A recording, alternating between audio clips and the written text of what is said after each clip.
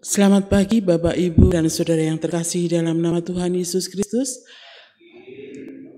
Akan kami bacakan berita gereja Minggu tanggal 23 April 2023.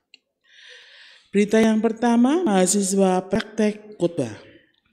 Diberitahukan kepada seluruh warga jemaat bahwa hari ini, Minggu 23 April 2023, pukul 6.30 WIB, ada mahasiswa khotbah, yaitu Saudari Dwi Krisnawati dari Universitas Kristen Surakarta. 2. Kebaktian Rabu Bina Iman atau Kerubim. Badan Peribadatan akan mengadakan kebaktian Rabu Bina Iman atau Kerubim pada hari Rabu 26 April 2023 pukul 18 WIB dengan pengantar bahasa Indonesia dan akan disampaikan oleh Pendeta Petrus Suhono. Tema perjumpaan yang memulihkan. Segenap jemaat dimohon menghadirinya. Libur kantor gereja.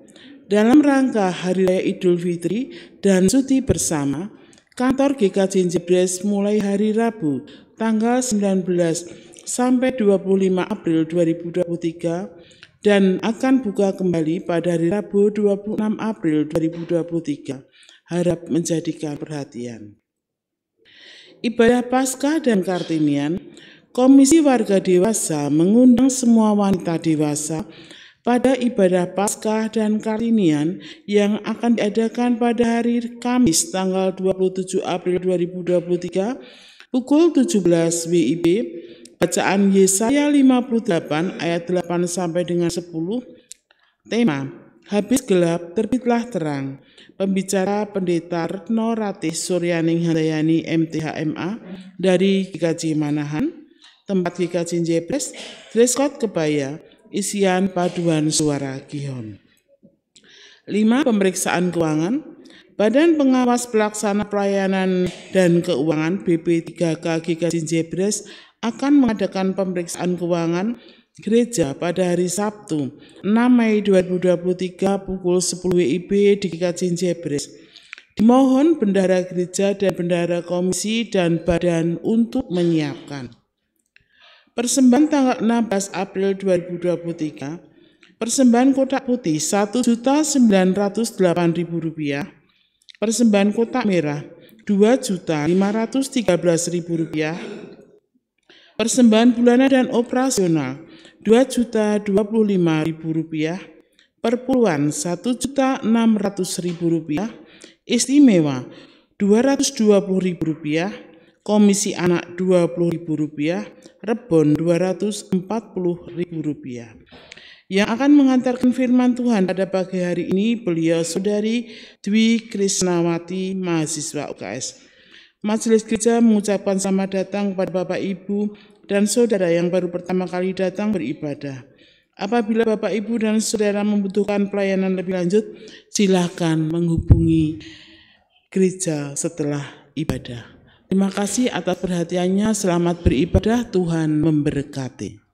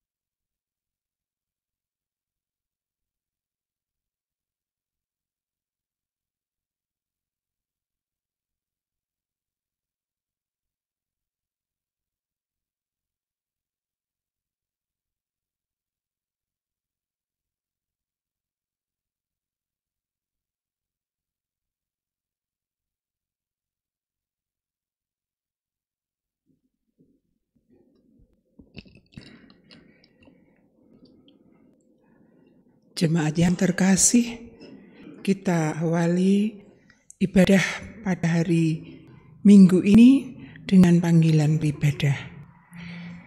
Melalui kebangkitannya, kita diberi kesempatan untuk menikmati hidup yang dinamis dan penuh kejutan. Di dalamnya, ingatan akan Tuhan selalu menjadi dasar yang memampukan kita untuk terus berjuang dan berjalan dengan pengharapan. Ia yang mulia sudah, sedang, dan akan terus berkarya bersama ciptaannya dalam mengisi dan mewarnai kehidupan ini dengan penuh makna. Mari dengan bangkit berdiri, kita ungkapkan syukur kita melalui nyanyian, pujian dari pelengkap Kidung Jemaat 2.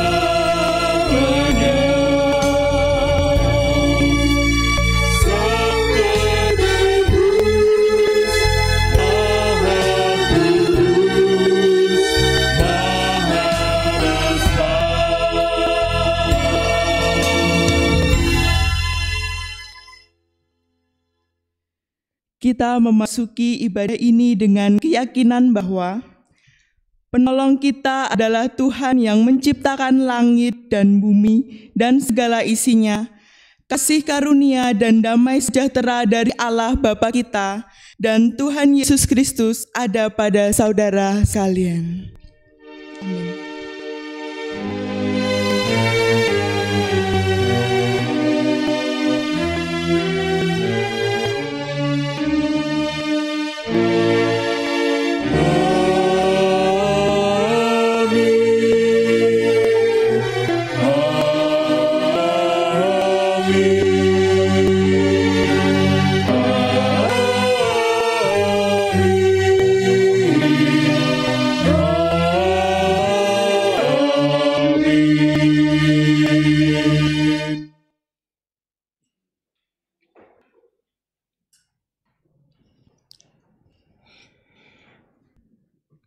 Perjalanan ke Emmaus yang dialami oleh kedua murid Yesus menjadi bukti bahwa ia bangkit dan ia peduli terhadap ciptaan yang masih membutuhkan waktu untuk dapat mengerti apa yang terjadi.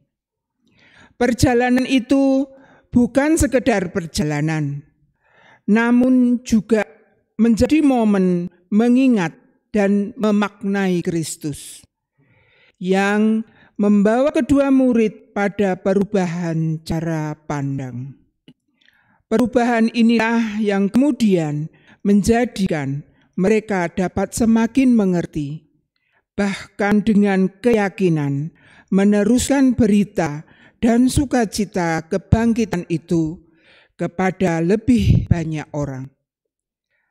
Saat ini, mari kita menoleh sejenak berhadapan dengan hari-hari yang sudah kita lewati dan memaknai Tuhan yang berjalan bersama di sana.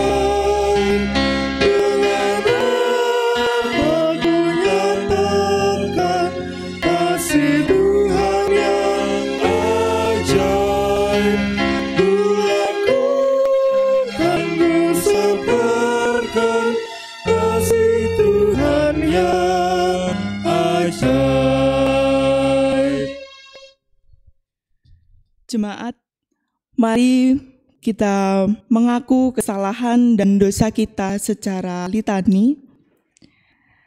Kasihilah kami, ya Allah, menurut kasih setiamu. Hapuskanlah pelanggaran kami menurut rahmat-Mu yang besar.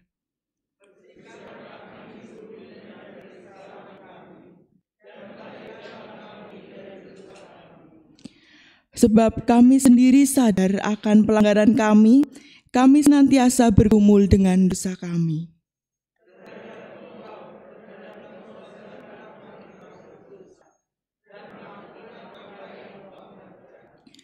Supaya ternyata Engkau adil dalam putusan-Mu, bersih dalam penghukuman-Mu.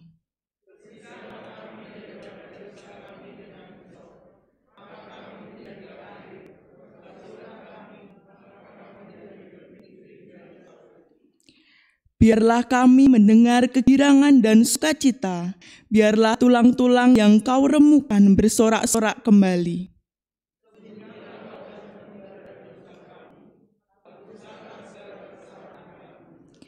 Jadikanlah hati kami tahir, ya Allah, dan perbaharuilah batin kami dengan roh yang teguh. Mari memujikan PKJ 40, bait pertama dan kedua.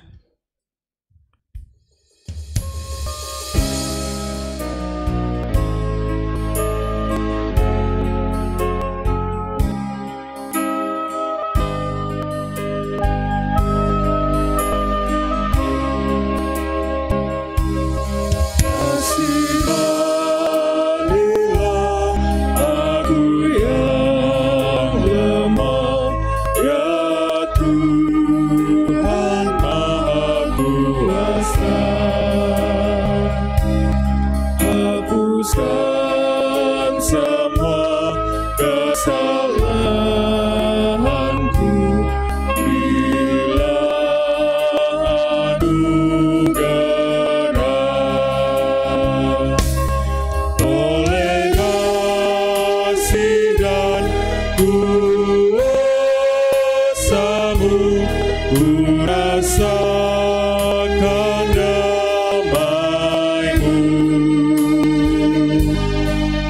Ku tahu Kau selalu dekat padaku, limpahkan rahmat-Mu.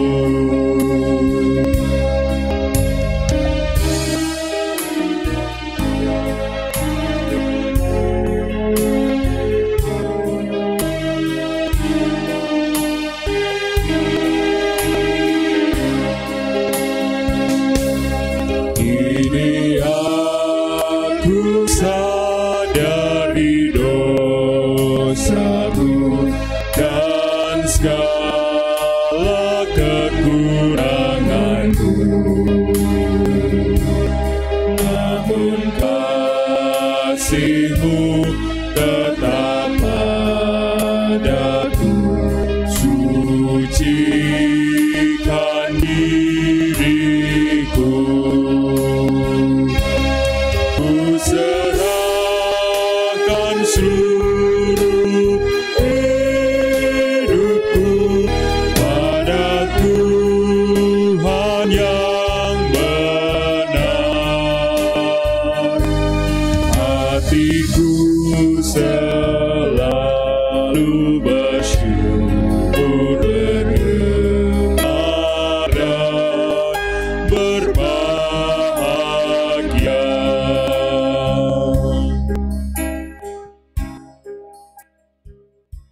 Marilah kita menerima berita anugerah. Jemaat dipersilakan berdiri. Berita anugerah diambil dari Injil Yohanes 14 ayat yang ke-27 yang demikian firman-Nya. Damai sejahtera ku tinggalkan bagimu, damai sejahtera ku berikan kepadamu, dan apa yang kuberikan tidak seperti yang diberikan oleh dunia kepadamu. Janganlah gelisah dan gentar hatimu. Demikianlah berita anugerah dari Allah. Kiranya pengampunan Allah nyata atas kita di dalam nama Allah Bapa, Allah Putra, dan Allah Roh Kudus. Amin.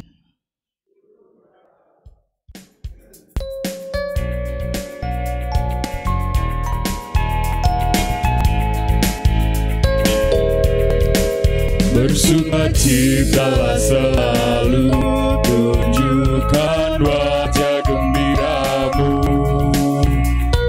Lihat teman di kanan kiri dan di sekitarmu, berikan salam damai, karena kasih karunia serta pengampunannya diberi.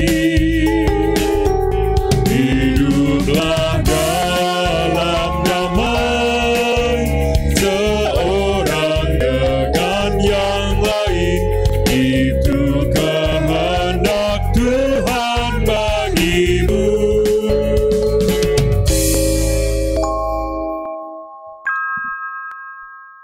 Mari kita berdoa.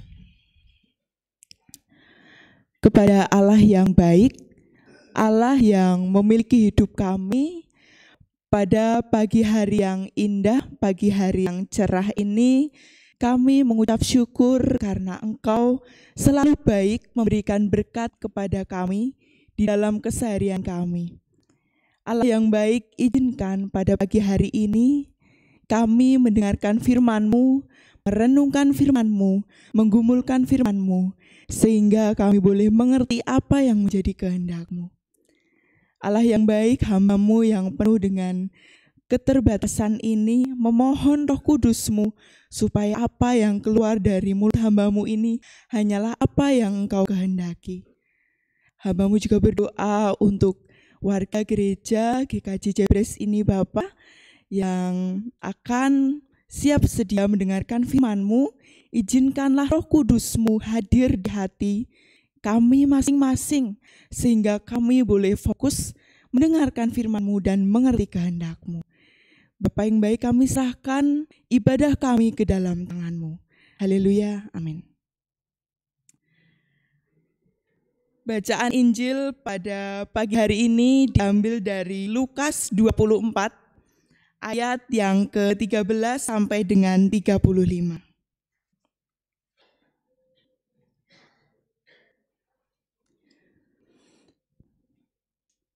Lukas 24 ayat 13 sampai dengan 35.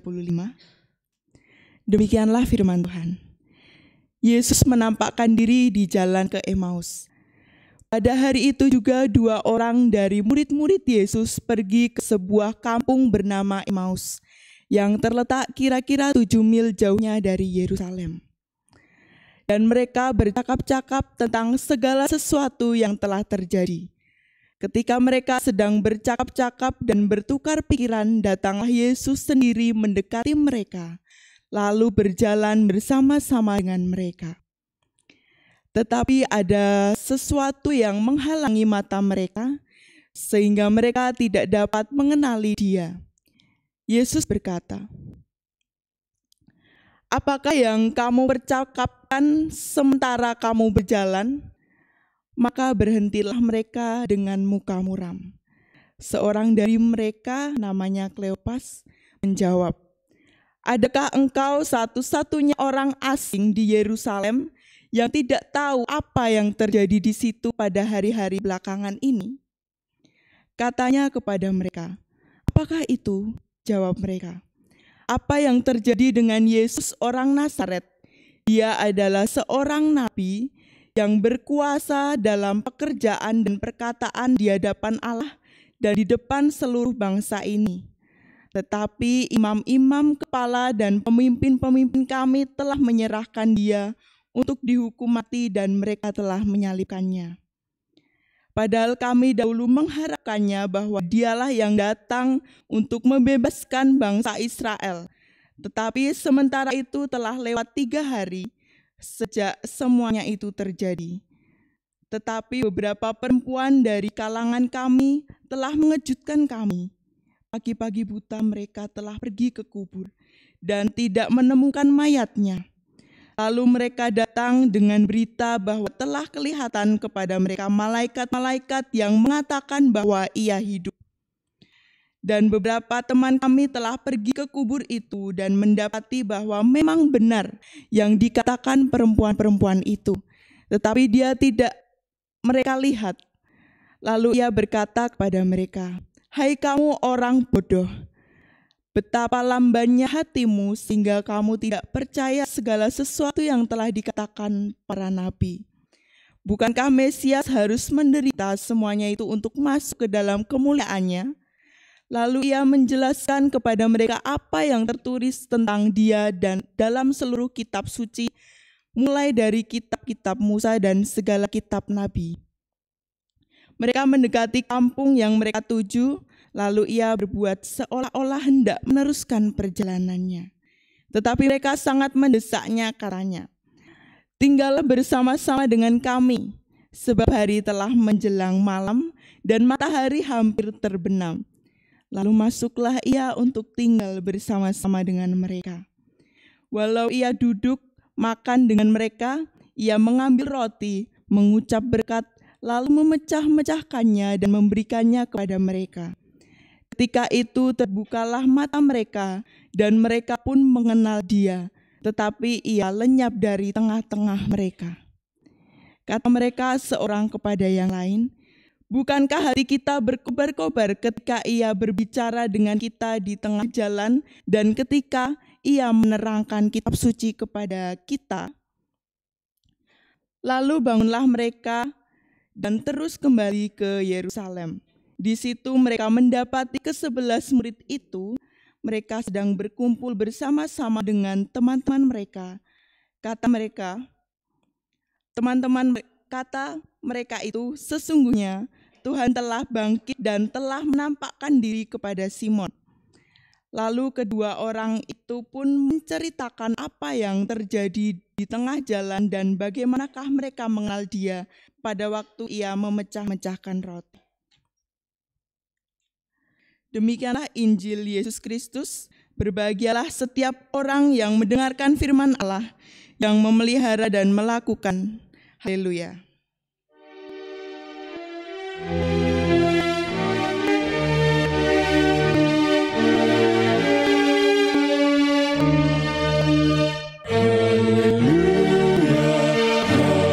Haleluya, haleluya, amin.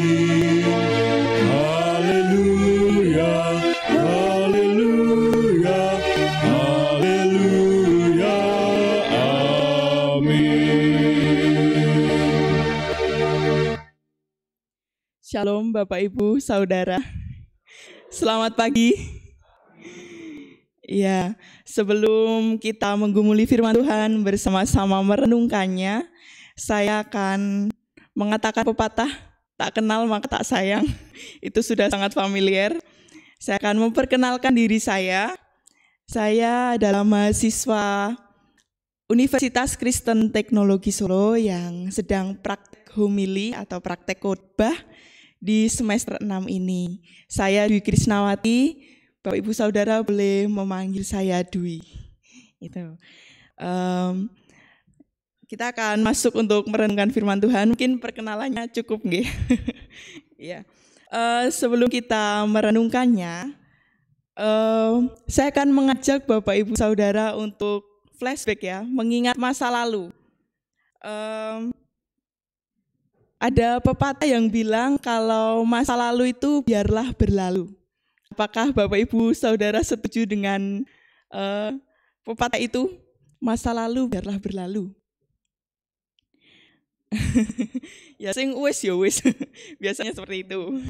Tetapi kalau saya berbeda pendapat ya Bapak Ibu. Saya berpikiran bahwa masa lalu itu tidak seharusnya berlalu. Saya punya pemikiran bahwa di dalam masa lalu itu kita semua bisa belajar pengalaman yang berharga. Jadi selektif dengan masa lalu, nggih. Masa lalu yang jelek-jelek diambil pembelajarannya, yang baik-baik diingat sebagai motivasi kita. Nah, pada minggu ini kita berada di minggu ketiga Paskah ya. Bacaan Injil kita berbicara tentang perjalanan 2 orang murid menuju Emmaus. Mereka memutuskan untuk kembali ke kampung halaman. Perjalanan ini menjadi momen 2 orang murid untuk melepaskan kesedihan dan kebingungan mereka. Kenapa Bapak Ibu? Karena tadi setelah kita membaca Injil Yohanes ini momennya terjadi setelah penyaliban Yesus. Dan perjalanan ke Emmaus ini menjadi perjalanan yang mungkin ada kebingungan, ada ketakutan. Kenapa? Tadi disampaikan bahwa Yesus yang tidak bersalah, yang berpelayanan di bumi ini, dia mati disalibkan. Bisa kita lihat juga bahwa murid-muridnya pun merasakan kedukaan. Jadi perjalanan ke Emmaus ini menjadi perjalanan yang tadi katakan di dalam Injil Yohanes ini, ada Kleopas dan temannya, dia muram mukanya. Ada di ayat yang ke-17. Jadi ketika membaca Injil ini, saya berusaha membawa diri saya terjun ke dalam masa itu. Saya membayangkan bagaimana ketika orang yang saya kasihi meninggalkan kita. Saya membayangkan bagaimana Yesus disalib, kengerian hukuman salib itu, dan Yesus mati. Saya membayangkan ketika menyaksikan itu, dan saya akan melalui sebuah perjalanan, pasti saya hanyut dalam kesedihan itu. Mungkin Bapak Ibu juga bisa merasakan bagaimana sedihnya ketika ditinggal dengan orang-orang yang kita kasihi. Pasti rasanya kalut, muram, campur aduk mungkin. Itu bingung juga ketika ini konteksnya kematian Yesus. Kleopas dan sahabatnya ini, mereka bertanya-tanya, kenapa Yesus ini mati? Matinya juga disalib. Mereka punya ekspektasi bahwa Yesus ini adalah Mesias, Yesus Raja yang akan memimpin bangsa Israel. Tetapi mungkin tidak masuk logika, tidak masuk akal seorang raja tapi dihukum salib. Salib itu hukuman yang paling hina pada masa itu ya.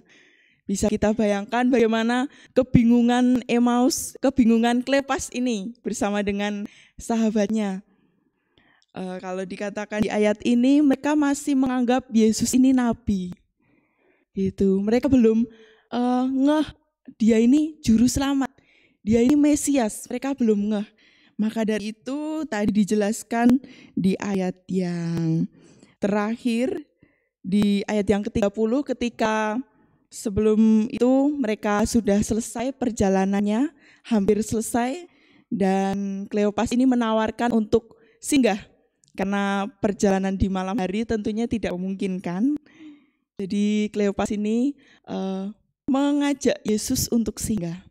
Dan di situ terjadi momen yang mengejutkan ketika Yesus memecah roti. Ketika itu tadinya si Kleopas ini tidak mengenal Yesus, dia berjalan santai menuju Emmaus. Dia santai saja padahal ada Yesus di situ yang sedang ngobrol dengan dia, ngobrol berkaitan dengan penyaliban tadi, berkaitan dengan kematian Yesus yang mereka masih berduka. Yesus ngobrol di situ, berjalan dengan Kleopas dan sahabatnya, tetapi mereka tidak mengenal Yesus karena mereka masih hanyut dalam kedukaan itu. Mungkin kita juga bisa membayangkan bagaimana orang mati bisa bangkit. Orang mati yang tadinya masih bersama kita di bumi dan sudah pindah alam, tetapi bisa bangkit, bagaimana bisa? Nah, kedukaan itu yang menutup mata Kleopas ini sehingga tidak menyadari bahwa mereka sedang berjalan dengan Yesus. Tetapi ada momen yang mengejutkan Bapak Ibu. Ketika Yesus memecah-mecah roti, Kleopas dan sahabatnya ini mereka langsung teringat momen di mana Yesus juga memecah-mecahkan roti bersama murid-muridnya. Ini yang membawa mereka mengingat Yesus kembali. Nah, melalui kedukaan itu, melalui perjalanan si Kleopas dan sahabatnya ini membawa kita mengingat, merenungkan kembali. Dari tema khotbah pada pagi hari ini, saya diberi tema memaknai ingatan menghayati kebangkitan. Memaknai ingatan, berarti itu memelihara ingatan, terus mengingat. Nah, di sini perintah untuk mengingat itu adalah mengingat bagaimana kebangkitan Yesus. Jangan sampai kita seperti Kleopas dan sahabatnya, karena mereka hanyut dengan kesedihannya, mereka tidak percaya kenapa Yesus seorang raja bisa mati.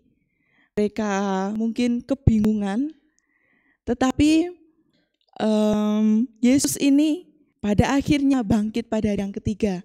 Nah, yang akan kita hayati bersama-sama adalah kebangkitan Yesus itu sendiri. Kita boleh bersama-sama mengingat mungkin di dalam aktivitas kita, saya juga banyak aktivitas sibuk dengan kegiatan kampus, dengan pelayanan di gereja. Mungkin Bapak Ibu semua juga punya kegiatan, kegiatan yang menyita waktu. Nah, dari perikop ini kita boleh belajar bahwa memaknai ingatan akan Kristus itu penting, akan kebangkitan Kristus itu penting. Karena mengingat kita sibuk dengan kegiatan kita, hanya dengan rutinitas kita. Saya juga akan sedikit sharing. Saya juga pernah mengalami kondisi ini Bapak Ibu. Mungkin ketika saya banyak kegiatan, saya banyak pergumulan, sibuk, tidak sempat untuk terbesit. Bagaimana di dalam kesibukan saya, aktivitas saya itu mengingat Kristus. Lebih spesifiknya saya mengingat kebangkitan Kristus. Kristus sebagai juru selamat saya. Kristus yang mengasihi saya, Kristus yang mencintai saya kapanpun, di dalam kesibukan saya, di dalam kesedihan saya, di dalam pergumulan saya. Itu yang terus kita hayati, terus kita ingat.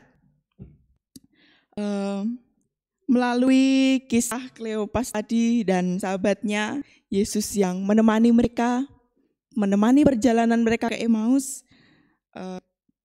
kita bisa merasakan bahwa ketika kita berjumpa dengan Yesus, kita merasakan hati yang berbeda. Kalau dikatakan di dalam Yohanes ini, hati Kleopas dan sahabatnya ini, mereka berkobar-kobar hatinya.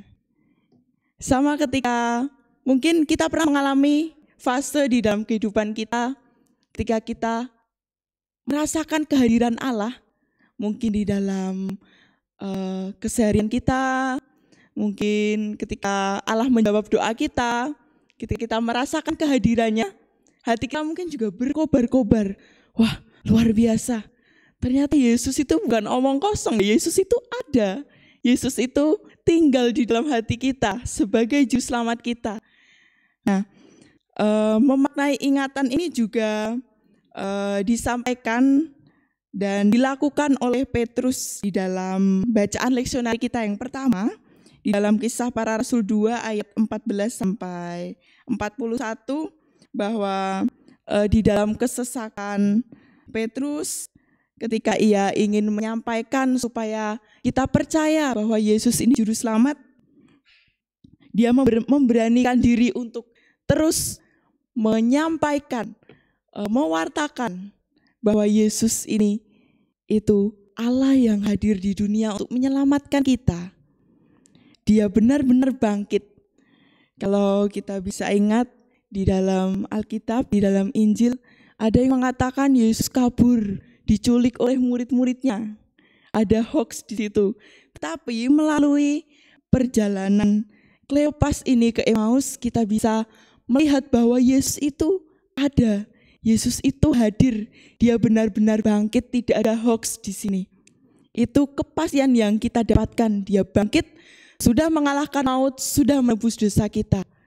Maka dari itu, Bapak Ibu Saudara, persilahkan Yesus sebagai juru selamat kita untuk hadir di dalam kehidupan kita, masuk di dalam hati kita, dan boleh memberikan hati yang penuh damai, hati yang terus berkobar ketika kita merasakan kehadirannya.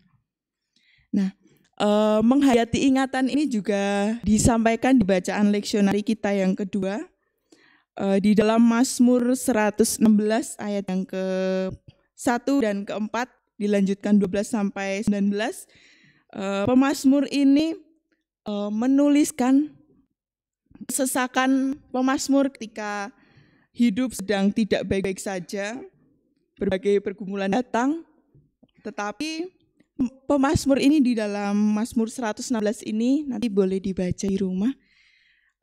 Dia meresponi kesesakan itu dengan ucapan syukur, menghayati bagaimana Allah itu hadir di dalam hidupnya. Saudara yang dikasihi Tuhan, mungkin di dalam kehidupan kita terhanyut dengan rutinitas kita sehingga kita buta dengan Allah, buta dengan Yesus yang sudah hadir di dalam hidup kita, hanyut dengan rutinitas kita, urusan-urusan pribadi kita, fokus hidup kita nggak tahu kemana. Fokusku hanya untuk mengejar cita-cita. Itu penting, penting sekali. Tetapi ada fokus yang lebih penting ternyata. Mungkin ada yang fokus untuk aku harus investasi, harus bekerja, harus target. Tetapi lupa dengan fokus hidup kita. Fokus hidup kita adalah memaknai ingatan menghayati kebangkitan Yesus. Memaknai ingatan artinya kita menghadirkan pribadi Yesus itu di dalam hidup kita, di dalam hati kita.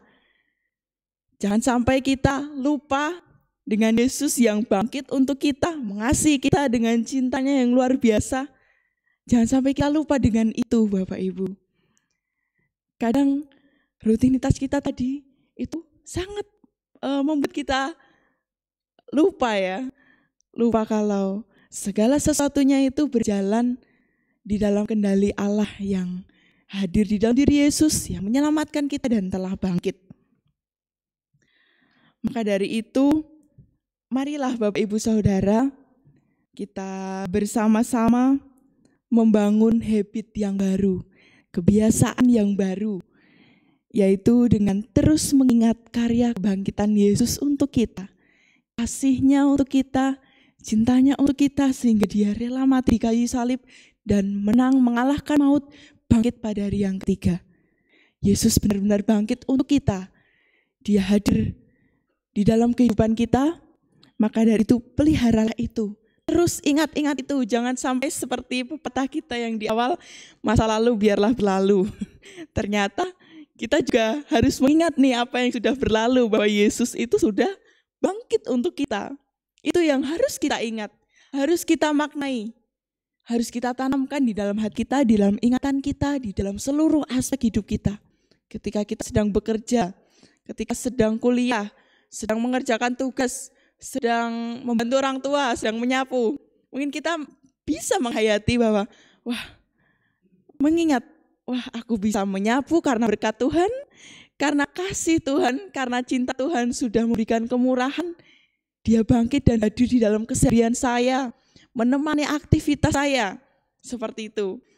Saya sedikit sharing ya, saya punya cara yang unik untuk mengingat ini, mengingat kebangkitan Yesus dan karyanya serta kasihnya untuk saya. Saya itu seminggu sekali itu pulang di rumah. Saya asli Gunung Kidul nih Bapak Ibu. Jadi saya ngekos di Solo, kosnya di dekat kampus, dan kemudian saya karena dekat ya Gunung Kidul dengan Solo cuma 1,5 jam, jadi saya seminggu sekali pulang. Nah ketika saya di dalam perjalanan, saya punya kebiasaan bahwa kalau di dalam perjalanan kan biasanya pikiran kita kemana-mana ya, kemana-mana memikirkan apapun itu, random sekali. Tetapi ketika saya di dalam perjalanan, saya membiasakan ketika melihat gunung, melihat pemandangan sawah-sawah, karena saya lewatnya di Sukoharjo agak pelosok-pelosok, jadi saya bisa menikmati pemandangan yang tidak crowded seperti di kota, lewat sawah-sawah itu. Saya melihat, ini ciptaan Tuhan, karya Tuhan, luar biasa. Bersyukur ketika saya bisa mengingat itu, ternyata saya bisa merasakan kehadirannya di dalam hati saya. Saya lihat bagaimana Yesus terus menemani hidup saya. Dari perjalanan saya terus ditemani, saya hampir tabrakan, amit-amit tidak pernah Bapak Ibu. Karena saya ketika sedang overthinking mungkin di dalam perjalanan, saya berusaha menghadirkan Allah, mengingat karyanya, mengingat kasihnya, mengingat Allah yang setia menemani hidup saya dan juga tentunya hidup Bapak Ibu Saudara. Itu kebiasaan unik yang saya lakukan, jadi biasanya saya lupa dan itu kadang harus berangkat pagi, harus banyak urusan, lupa dengan Yesus, lupa dengan siapa yang sudah menemani hidup saya. Tetapi ketika saya sudah seminggu menjalani aktivitas saya belajar merangkum di dalam otak saya, hari Senin sudah berhasil mengerjakan target, hari Selasa mengerjakan apa ya? Ternyata ketika saya berhasil melalui hari-hari itu ada Yesus di situ. Ada Yesus yang menjadi juru selamat kita yang sudah ada di dalam hati kita, yang menemani kita ternyata, yang membantu kita untuk melewati aktivitas kita.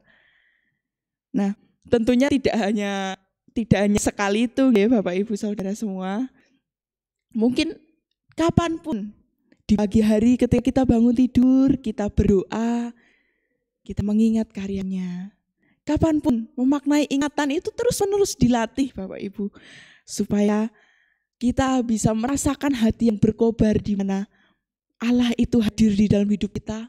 Yesus sebagai juru selamat kita dan membuat hati kita terus berkobar seperti apa yang dirasakan Kleopas tadi.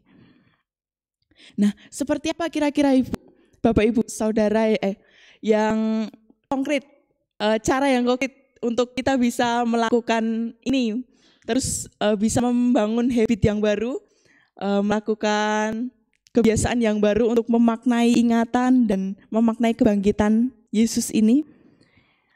Yang pertama adalah sangat penting kita memiliki kehidupan doa, membangun kehidupan doa. Doa adalah relasi kita untuk terhubung dan terkoneksi dengan Allah. Itu cara yang pertama supaya kita bisa merasakan kehadirannya, merasakan kuasa kebangkitannya, Allah yang hadir. Itu cara yang pertama. Mungkin bisa Bapak Ibu membiasakan kehidupan doa di pagi hari bisa, atau bisa berdoa syafaat di malam hari ketika akan tidur, atau apapun ketika akan bekerja, akan kuliah, akan melakukan aktivitas apapun. Dengan mengawalnya yaitu berdoa. Itu sangat penting. Itu habit, kebiasaan yang penting untuk dilakukan supaya kita terkoneksi dengan Allah, memiliki komunikasi yang baik dengan Allah. Kemudian yang kedua adalah bisa melalui beribadah. Beribadah hari Minggu seperti ini, kita bisa bersama-sama menggumulkan firman Tuhan, membawa apa yang kita dapatkan dari ibadah ini, dan kita praktekkan di dalam kehidupan kita menjadi pelaku firman, dan menunjukkan bahwa Yesus yang ada di hidup kita, hadir di hidup kita bisa bagikan sukacitanya kepada orang lain. Itu ibadah tidak hanya di gereja ya, tentunya bisa melalui PA, mendiskusikan firman Tuhan, atau bisa melalui kebiasaan kita. Mungkin di rumah ada yang memiliki kebiasaan untuk doa bersama, persekutuan bersama anak, ibu, dan bapak. Bisa seperti itu. Kemungkinan itu yang bisa kita perjuangkan. Hal yang mudah tetapi juga tidak mudah-mudah. Tidak mudah banget juga. Sulit juga karena kita juga sibuk dengan rutinitas kita. Nah, kemudian yang ketiga adalah bisa membiasakan dengan Bible reading atau membaca Alkitab. Membaca Alkitab tidak harus urut, nggih. Mungkin bisa dari ketika ini ada grup WA yang membagikan renungan, ternyata ada perikop yang sedang dibahas di situ. Bisa kita baca, kita bisa mendapat pembelajaran dari apa yang kita renungkan. Bible reading, bisa juga saat teduh, Bapak Ibu. Intinya merenungkan firman Tuhan itu penting. Kapanpun, dalam bentuk apapun, itu penting sekali. Mungkin kalau Bapak Ibu yang sepuh-sepuh, kalau penglihatannya sudah terganggu, bisa mendengarkan di YouTube. Sekarang sudah canggih, bisa mendengarkan khotbah di YouTube. Atau kalau ada radio mungkin bisa lewat radio. Nah, itu perjuangan kita yang tidak mudah tentunya. Nah, mari kita memperjuangkan terus mengingat karya kebangkitannya, sehingga kita merasakan Allah yang hadir di dalam hidup kita, nyata di dalam hati kita, di dalam keadaan apapun, Allah hadir, Dia ada, benar-benar ada. Mari kita maknai itu, mengingat karyanya dan kasih-Nya, kebangkitannya untuk menebus dosa kita. Jangan sampai kita hanyut dengan rutinitas kita sehingga kita buta dengan Yesus yang sudah stay, sudah selalu ada untuk kita. Jangan lupakan itu.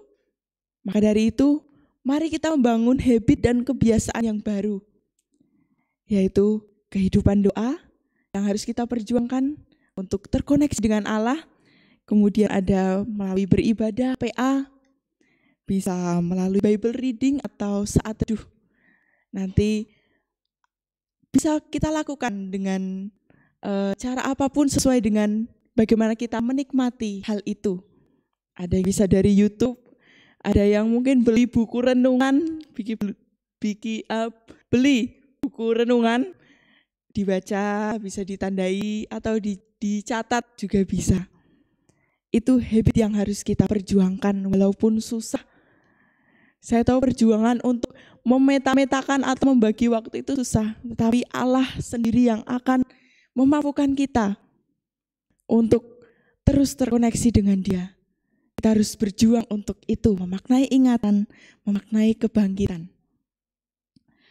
Kebangkitan Yesus seharusnya tidak menjadi informasi sia-sia atau kisah masa lalu yang sia-sia, tapi mari jadikan bahwa kebangkitan Yesus ini ada sampai sekarang, kita rasakan. Mari terus menghayati melalui ingatan-ingatan yang harus kita perjuangkan, melalui kebiasaan kita yang baru.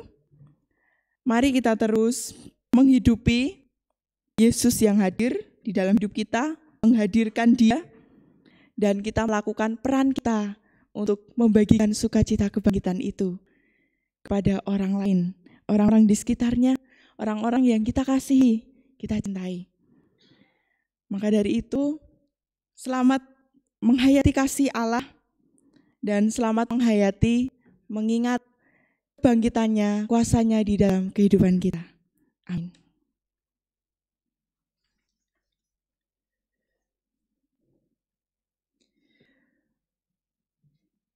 Mari kita menyanyikan nyanyian pemantapan dari KPJ 194 bait yang pertama sampai dengan yang kedua.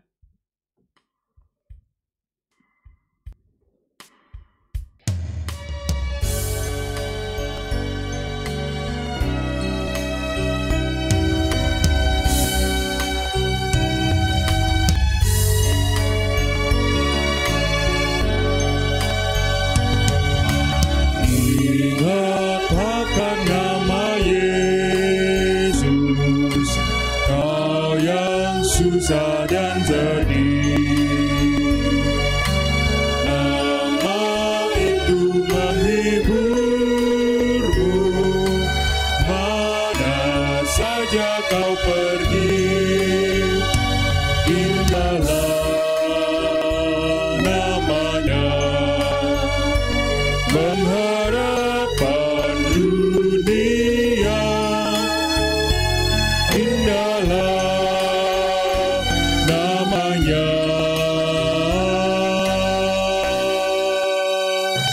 suka surga yang bakal.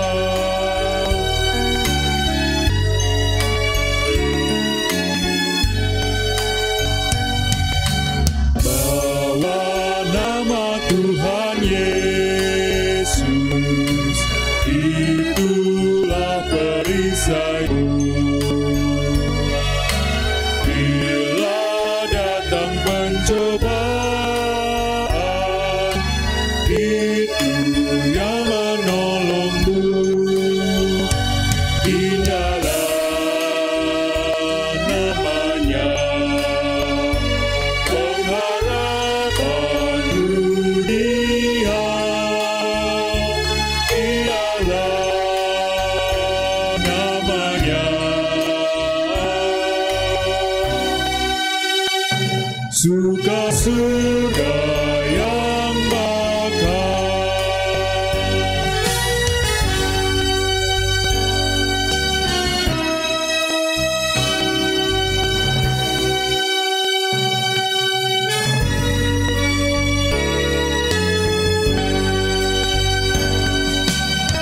Bila mendengar namanya, baiklah kita menyembah dan mengaku Dia Raja, kini dan selamanya. Indahlah namanya,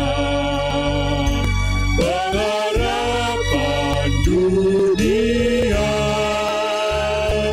Indahlah namanya,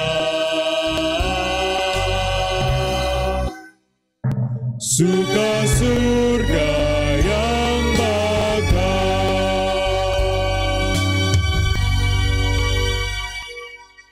Mari kita bersatu di dalam doa. Kepada Allah yang baik, Allah yang memiliki hidup kami bersyukur karena oleh penyertaan-Mu saja kami boleh merenungkan firman-Mu, mengerti kehendak-Mu, bagaimana hidup kami harus terus mengingat dan menghayati karya kebangkitan-Mu untuk kami yang berdosa ini. Allah yang baik, izinkanlah kami terus mengingat-ingat karya kebangkitan-Mu di dalam seluruh aspek hidup kami. Kami tahu ya Allah, kami terbatas. Kami sering lupa dengan Engkau, hanyut dengan rutinitas kami sehingga kami tidak menghadirkan Engkau di dalam kehidupan kami. Kami memohon pertolongan-Mu. Engkau hadir di dalam hidup kami dan terus membawa kami kepada ingatan akan penghayatan kebangkitan-Mu di dalam hidup kami. Allah yang baik, izinkan kami untuk terus memperjuangkan habit yang baru, kebiasaan yang baru yang sudah kami pilih untuk terus kami perjuangkan dalam menghayati kebangkitan-Mu, mengingat-ingat karya-Mu. Izinkan kami memperjuangkan kehidupan doa kami, ibadah kami, Bible reading kami, ataupun saat teduh kami, apapun itu Tuhan, untuk kami bertemu dengan Engkau, merasakan kehadiran-Mu, sehingga hati kami boleh berkobar dan merasakan sukacita di dalam kami menjalani aktivitas kami. Sehingga kehadiran-Mu boleh menjadikan kami pribadi yang lebih baik lagi. Allah yang baik, izinkanlah kami berdoa syafaat pada pagi hari ini. Kami rindu berdoa untuk para orang tua yang mencari nafkah untuk mencukupi kebutuhan keluarganya. Allah yang baik yang terus hadir dalam kehidupan keluarga mereka, sehingga memberkati, mencukupi apa yang sedang dibutuhkan keluarga tersebut. Allah yang baik, kami juga berdoa untuk para keluarga, para orang tua yang sedang berjuang mendidik anak mereka. Allah yang baik yang terus hadir di dalam kehidupan keluarga mereka dan mengajarkan para orang tua untuk mendidik anak-anak sesuai dengan apa yang Engkau kehendaki. Allah yang baik, pada pagi hari ini kami juga berdoa untuk para lansia di dalam menjalani hari-hari mereka di tengah tubuh yang semakin lemah. Kami percaya Allah yang baik hadir di dalam hati mereka dan terus memberikan kekuatan dan semangat baru untuk menjalani hari-hari mereka bersama Engkau. Pada pagi hari ini juga kami berdoa bagi anak-anak yang menjalani masa studinya, masa belajarnya. Allah yang hadir di dalam kehidupan mereka, Allah yang menemani mereka belajar, Allah yang memberikan semangat untuk mereka berjuang mengejar cita-cita mereka. Kami juga mendoakan anak-anak kami yang juga memiliki pergaulan, Allah yang memberkati, Allah yang menyertai pergaulan yang mereka pilih, sehingga mereka boleh menjadi anak-anak Kristus, anak-anak terang yang boleh menjadi berkat bagi sesamanya, yang boleh menyeleksi mana pergaulan yang mendukung dan baik untuk imannya. Allah yang terus menemani pertumbuhan mereka, apapun kegiatan mereka, kegiatan belajar mereka, dan sosialisasi mereka, pergaulan mereka dengan teman-temannya. Allah yang baik, pada pagi hari ini kami juga berdoa untuk warga gereja yang sedang sakit. Allah yang hadir di kehidupan mereka, Allah yang mengetahui apa yang dirasakan. Kami percaya bahwa kehadiran-Mu boleh membawa damai sukacita walaupun di tengah kesakitannya. Allah yang baik yang mengizinkan untuk terus memberikan pemulihan kepada warga gereja kami yang sedang sakit. Allah yang baik, pada pagi hari ini kami juga membawakan doa kami untuk bangsa dan negara kami, bangsa Indonesia. Kami tahu banyak pergumulan, permasalahan yang sedang ditangani oleh pemerintah. Tetapi kami percaya di mana Allah yang hadir, Allah yang mengarahkan para pemimpin untuk memiliki kebijaksanaan di dalam mengatur negara kami ini. Sehingga kami sebagai rakyat boleh merasakan bagaimana Allah juga turut hadir di dalam bangsa dan negara kami, memberikan kebijaksanaan kepada para pemerintah kami.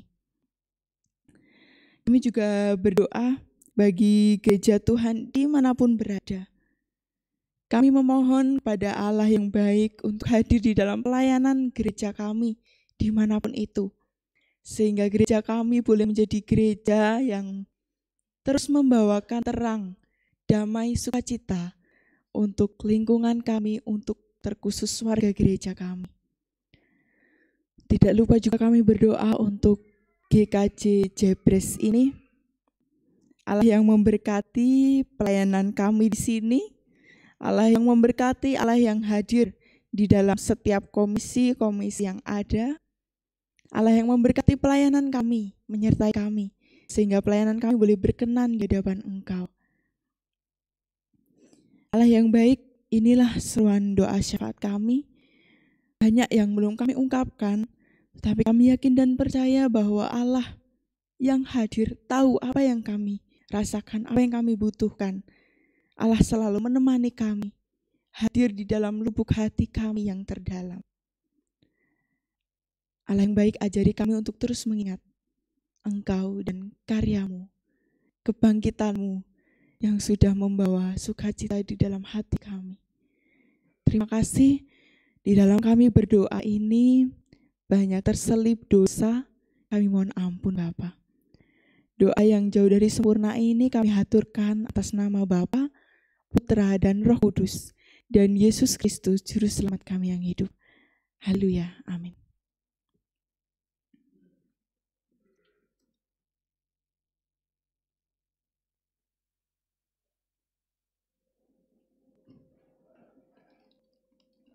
Jemaat yang terkasih dalam Tuhan, saat ini kita diberi kesempatan untuk mengucap syukur melalui persembahan di awal ibadah. Setiap kita memberi persembahan, biarlah kita senantiasa mengingat firman Tuhan dari Ulangan 16 ayat 16b dan 17. Janganlah ia menghadap hadirat Tuhan dengan tangan hampa, tetapi masing-masing dengan sekedar persembahan, sesuai dengan berkat yang diberikan kepadamu oleh Tuhan Allahmu. Kita menaikkan nyanyian pengucapan syukur dari PKJ 146, kita pujikan bait pertama dan ketiga.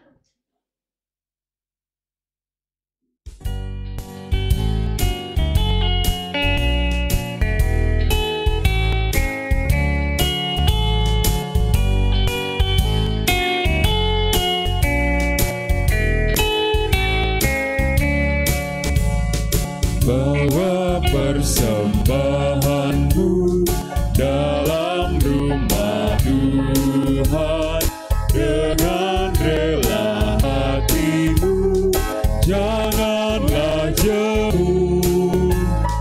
Bawa persembahanmu, bawa dengan suka, bawa persembahanmu, sukacitamu, bawa persembahanmu, ucaplah syukur.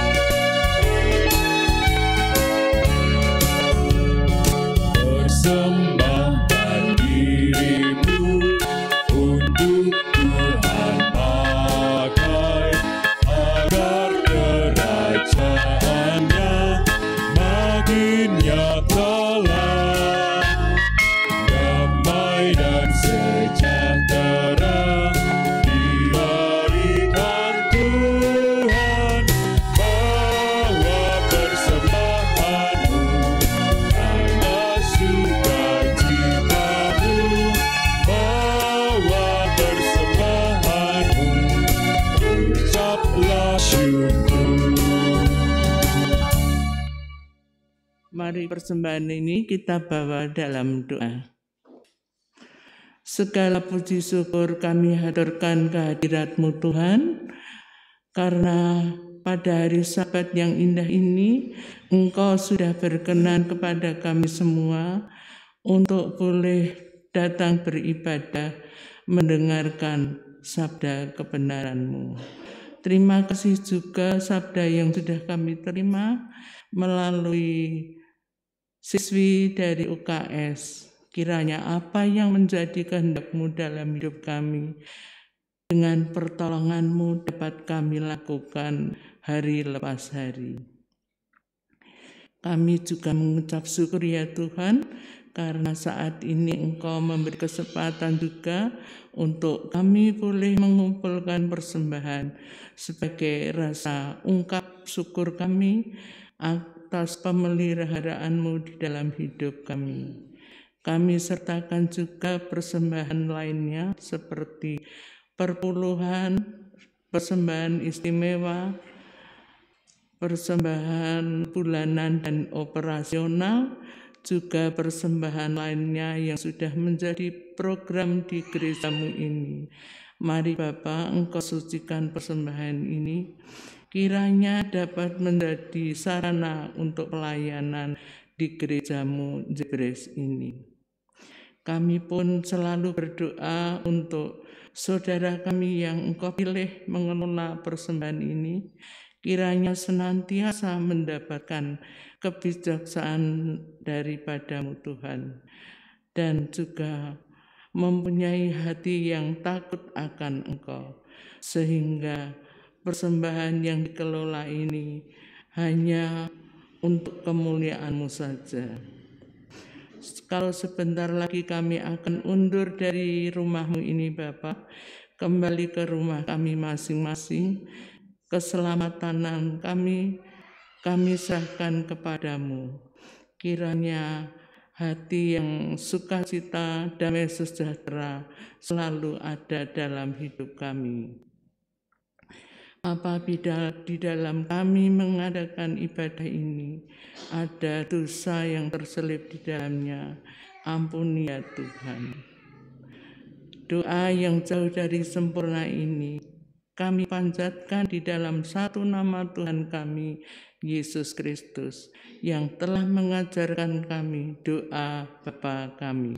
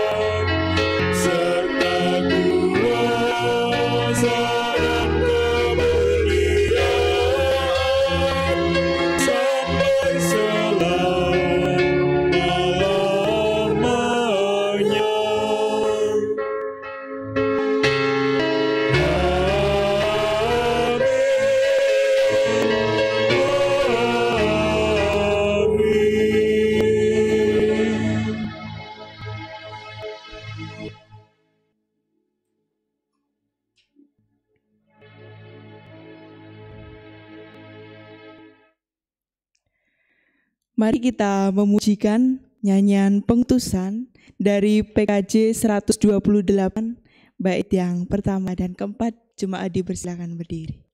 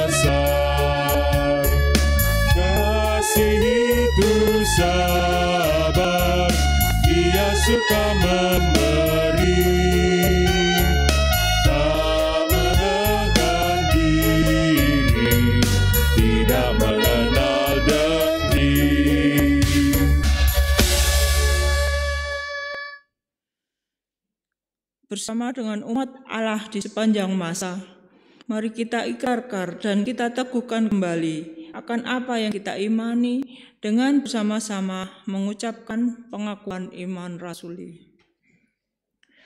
Aku percaya kepada Allah Bapa yang Maha Kuasa, Khalik langit dan bumi, dan kepada Yesus Kristus, anaknya yang tunggal Tuhan kita, yang dikandung daripada Roh Kudus, lahir dari anak darah Maria, yang menderita di bawah pemerintahan Pontius Pilatus, disalibkan, mati dan dikuburkan, turun ke dalam kerajaan maut. Pada yang ketiga, bangkit pula dari antara orang mati, naik ke surga, duduk di sebelah kanan Allah Bapa yang Maha Kuasa, dan akan datang dari sana untuk menghakimi orang yang hidup dan mati. Aku percaya kepada Roh Kudus, gereja yang kudus dan am, persekutuan orang kudus, pengampunan dosa, kebangkitan daging, dan hidup yang kekal. Kembalilah menapaki hari-hari yang ada dengan selalu mengingat dan memaknai Kristus yang berkarya bersama kita. Sandarkanlah segala beban dan kekhawatiran kita hanya kepada Dia yang bangkit. Arahkanlah hatimu kepada Tuhan. Jadilah saksi Kristus. Terpujilah Tuhan. Kasih karunia Tuhan Yesus Kristus dan kasih Allah di dalam persekutuannya dengan Roh Kudus menyertai kita sekalian. Amin.